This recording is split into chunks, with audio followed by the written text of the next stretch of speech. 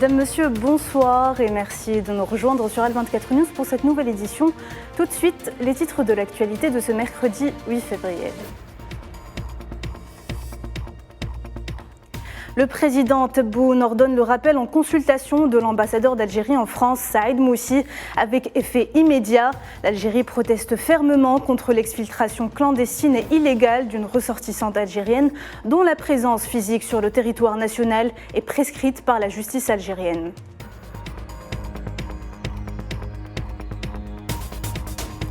Quelques 10 000 morts et des dizaines de milliers de blessés. La Turquie et la Syrie comptent encore les victimes du séisme de 7,7 enregistré lundi au sud de la Turquie. Les recherches se poursuivent.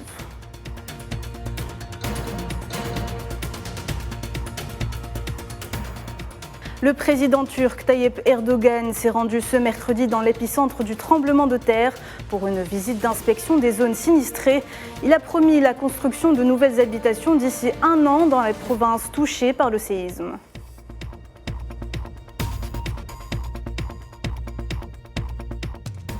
Et puis en ces moments difficiles, le président du Conseil de la Nation, Salah Boudjil, a signé au siège de l'ambassade de Turquie en Algérie un registre de condoléances et affirme le plein soutien de l'Algérie à la Turquie.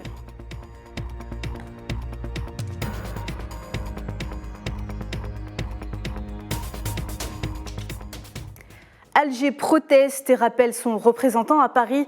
Le président algérien Abdelmadjid Tebboune a ordonné ce mercredi le rappel en consultation de l'ambassadeur d'Algérie en France, Saïd Moussi, avec effet immédiat. Selon un communiqué de la présidence de la République, cette décision intervient pour protester contre l'exfiltration clandestine et illégale d'une ressortissante algérienne dont la présence physique sur le territoire national est prescrite par la justice algérienne. Le monde entier a les yeux rivés vers la Turquie et la Syrie qui comptent leurs morts par milliers suite au séisme dévastateur de 7,7 enregistré en sud-est de la Turquie. Le bilan des victimes ne cesse d'augmenter. Plus de 10 000 personnes ont péri suite aux 2 puissants séismes ayant frappé la Turquie et le nord de la Syrie. S'ajoutent à cela des dizaines de milliers de blessés, des dégâts matériels incommensurables, des chiffres qui augmentent au rythme des recherches de survivants qui s'intensifient.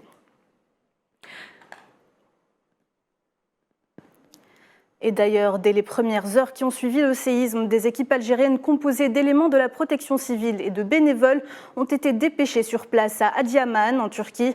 Les secouristes algériens ont déjà pu sauver un nourrisson et 5 autres personnes, en plus des 18 corps récupérés. Et en Syrie, les sauveteurs algériens sont également à pied d'œuvre à Alep. Selon le dernier bilan des interventions, l'équipe sur place a pu sauver une personne et récupérer 7 corps. Le monde entier est au chevet des victimes en Turquie, tout comme en Syrie. Les équipes de secours algériennes et de plusieurs autres nationalités redoublent d'efforts pour essayer de trouver les survivants ensevelis sous les gravats. Un travail ardu et compliqué par les facteurs temps et météo. Naïla Eid Hamouda. Sur cette civière, un rescapé de plus est exfiltré des débris. Depuis plus de 48 heures, des centaines de pompiers, militaires et personnel humanitaire venus des 4 coins du monde cherchent des victimes dans des amas de tôle et de béton. Ils déblaient les terres à même les mains et creusent dans l'espoir de trouver un corps en vie. Secouristes et volontaires savent que leur temps est compté pour retrouver d'éventuels survivants. Les répliques continuelles et les températures parfois glaciales rendent les opérations de sauvetage extrêmement difficiles. L'angoisse augmente au fil des heures. À Gaziantep, ville turque proche de l'épicentre, certains habitants ont déjà perdu l'espoir de retrouver vivants leurs proches enfuis sous les décombres. De nombreux enfants ont été pris au piège, comme ici à Arménie, dans la province d'Alep. Le petit Kalam a été extirpé. Sourire aux lèvres, soulagé de retrouver ses parents. L'aide internationale d'urgence pour la Turquie et la Syrie est déjà sur les lieux de la catastrophe. Des vivres, des matériels et équipements, mais aussi des secouristes pour participer aux opérations de sauvetage ont été dépêchés par une quarantaine de pays. L'acheminement de cette aide reste néanmoins compliqué dans certaines zones, ce qui est particulièrement le cas pour le nord-ouest de la Syrie. Les secouristes sont donc engagés dans une course contre la montre pour tenter de porter secours aux rescapés de ce terrible tremblement de terre qui a secoué le sud-est de la Turquie et le nord de la Syrie voisine. Le bilan, toujours provisoire, dépasse désormais les 10 000 morts des deux côtés de la frontière.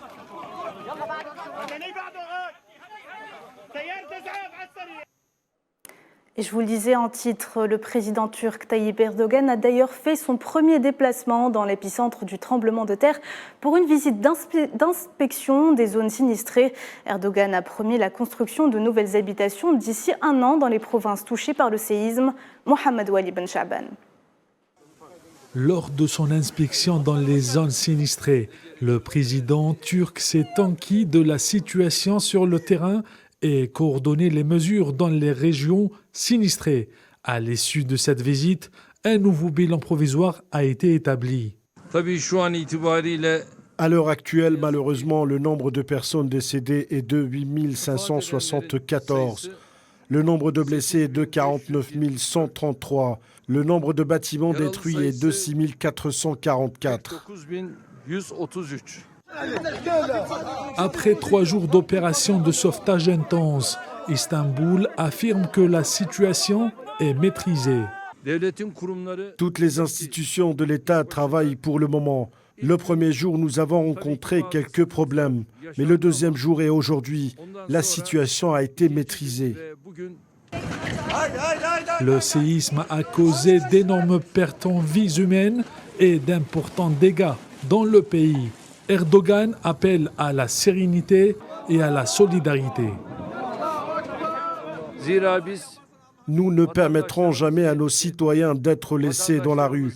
Je demande à notre peuple de ne pas donner l'occasion aux provocateurs et de ne prêter attention qu'aux déclarations de l'autorité de gestion des catastrophes. Je demande également à nos membres de la presse de ne pas les autoriser.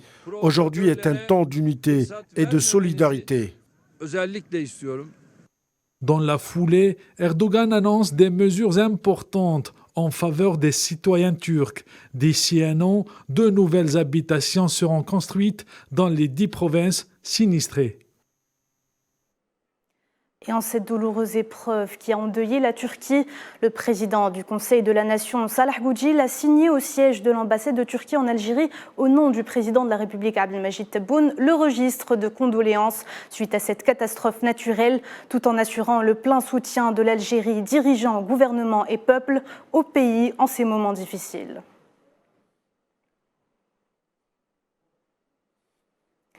L'ambassadrice de Turquie en Algérie n'a pas manqué de remercier l'Algérie pour son soutien, ainsi que pour les aides apportées à la République de Turquie durant cette épreuve. Nous avons été touchés par un terrible tremblement de terre, un double tremblement de terre. C'est quasi du jamais vu dans l'histoire de l'humanité.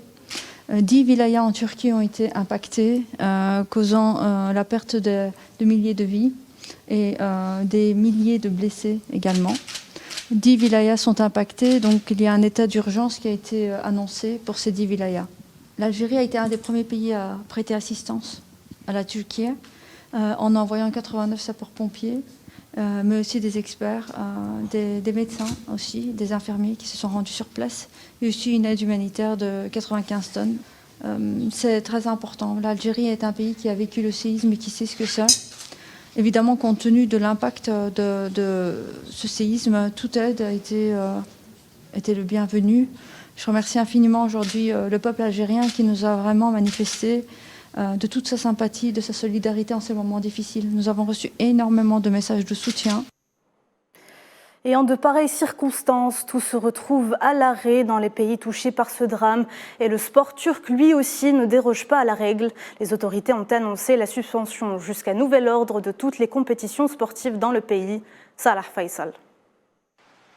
Le tremblement de terre qui a frappé la Syrie, la Turquie a fait beaucoup de pertes et de dégâts. Le sport n'a pas été épargné. L'info d'hier est devenue intox. Christian Atsu a été extrait des décombres et emmené à l'hôpital hier. Aydin Toksov, le vice-président du club turc, a annoncé aujourd'hui qu'ils n'ont pas atteint Atsu et Taner Savout et que le joueur ghanéen ne se trouve pas à l'hôpital et que l'information du sauvetage n'est pas confirmée. Après le décès du gardien de but de Yanni Maltayaspor, sous les décombres, un autre joueur nous quitte, Haken Dogan, joueur de football de Kahramanmaraş, Istiklal-Spor, l'un des clubs de la Ligue amateur régionale.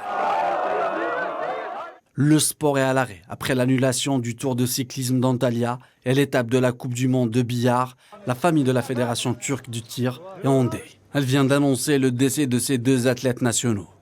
Sefa Bayraktar est décédé dans les tremblements de terre de Kahramanmaraş. Celal Yalçın, qui avait apporté de l'aide dans la région du tremblement de terre, est décédé dans un accident de la circulation à Hatay.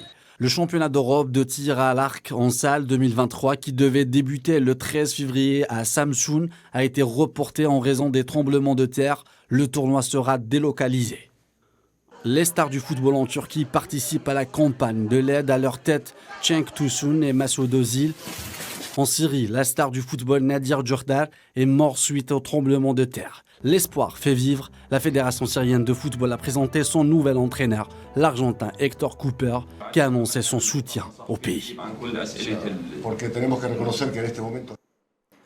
Le violent séisme qui a touché la Turquie et la Syrie voisine a fait des milliers de victimes et de milliers d'autres ont été blessés. La terre a secoué tellement fort que ce séisme a été classé comme l'un des plus dévastateurs du XXIe siècle. Un siècle qui n'a pas été de tout repos pour l'humanité. Pas moins de 10 séismes meurtriers ont été enregistrés dans les 4 coins du monde. Mohamed Amin Aberkan. Avec son bilan provisoire qui augmente d'heure en heure, le séisme qui endeuille la Turquie et la Syrie depuis dimanche se classe déjà parmi les 10 plus meurtriers du XXIe siècle. Le 26 janvier 2001, un séisme de magnitude 7,7 touche l'état de Gujarat à l'ouest de l'Inde et tue plus de 20 000 personnes. La ville de Bouch est détruite.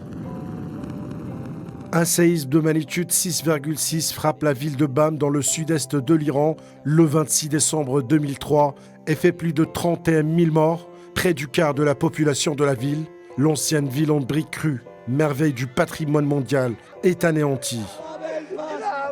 Au large de Sumatra, un séisme de magnitude 9,1 qui s'est produit le 26 décembre 2004 provoque l'un des pires tsunamis de l'humanité.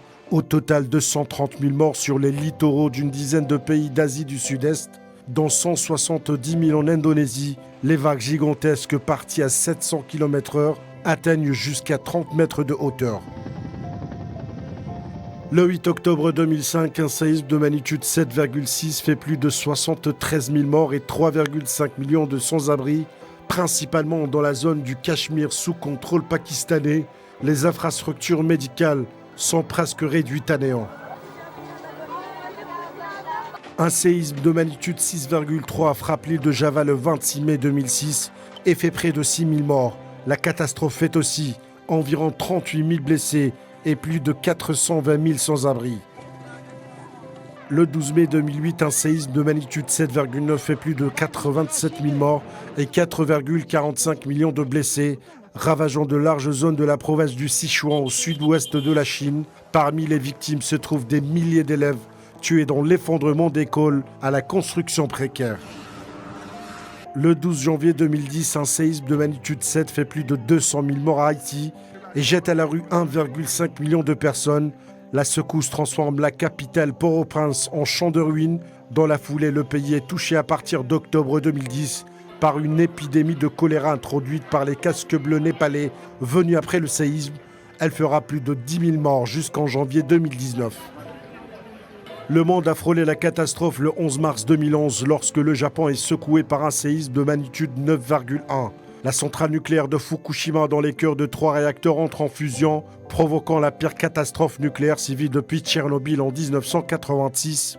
La catastrophe fait quelques 18 500 morts et disparus et force plus de 165 000 personnes du département de Fukushima à évacuer à cause des émissions radioactives. Près de 9 000 personnes meurent dans un séisme de magnitude 7,8 qui frappe le centre du Népal le 25 avril 2015. La capitale Katmandou et les régions de l'épicentre à 80 km seront dévastées.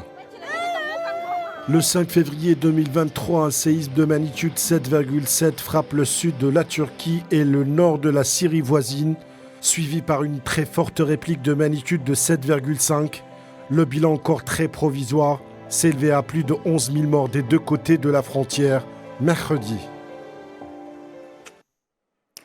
Zwelivelil Mandela réaffirme la position de principe sud-africaine en faveur de la lutte du peuple sahraoui pour son autodétermination.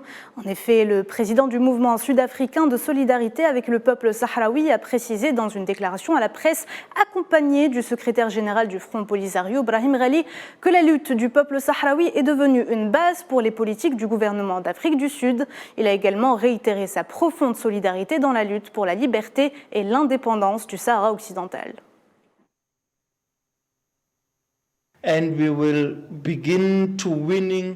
Nous avons commencé et nous allons continuer à gagner du terrain dans la dénonciation des pratiques du régime marocain oppresseur. Et nous allons encore une fois voir les opprimés être victorieux dans la conquête de leur liberté. L'Afrique du Sud partage de profonds liens historiques avec le Front Polisario et avec le peuple sahraoui, qui s'est trouvé avec nous dans les mêmes tranchées et avec qui nous partageons le même combat. Polisario stood side by side with us, fought in the same trenches with us. L'Algérie et la Tunisie commémorent ce mercredi le 65e anniversaire des événements de Sarkiet Sidi Youssef, une date symbole de la lutte commune et de la résilience en vue de l'émancipation et de l'indépendance. Ces massacres demeurent parmi les pires atrocités que la France coloniale a commises.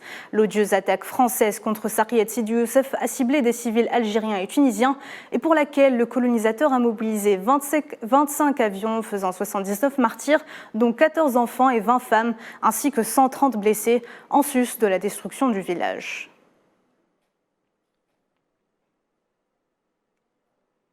Le ministre russe des Affaires étrangères, Sergueï Lavrov, s'est rendu pour la première fois en Mauritanie. Il devra rencontrer le président Mohamed Ould Razouani et le ministre des Affaires étrangères mauritanien dans le but de procéder à un échange de vues détaillé sur les questions urgentes de l'agenda international et régional, y compris la situation en Afrique du Nord, au Moyen-Orient, au Sahara occidental et dans la région du Sahel. Pour rappel, le chef de la diplomatie russe avait promis l'aide de Moscou aux pays du Sahel et du Golfe de Guinée face à la menace terroriste lors d'une conférence de presse avec son homologue malien à Bamako.